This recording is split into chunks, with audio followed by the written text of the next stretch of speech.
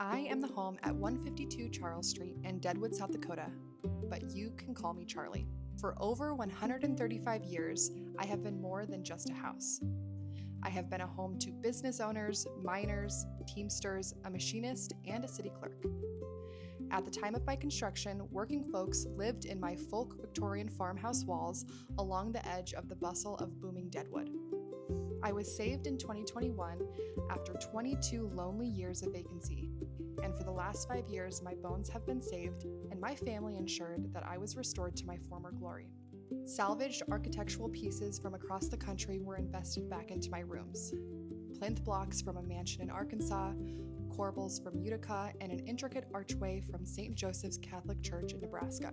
My original folk house architecture, mixed with the 1920s arts and crafts addition, is a gold mine of architectural styles from the Golden Age. Soon, new owners will walk my Douglas fir halls and climb my black walnut staircase.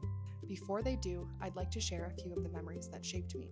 I remember the sound of company knocking on my front door, the rush of Whitewood Creek curving around my backyard, and the sound of footsteps and children's laughter as they experienced life through my Queen Anne picture window. I've been filled with the warmth and long conversations around a good meal. These walls remember early Christmas mornings and trick-or-treaters on Halloween night. I've watched roots take hold, and as time passed and each family moved on, the love remained. Each chapter I have seen has built this home's history, and now I am ready for the next. 135 years of history, one extraordinary home, and if you're ready to be a part of what comes next, I'm Madison with Valente Realty, and I'd love to help you get there.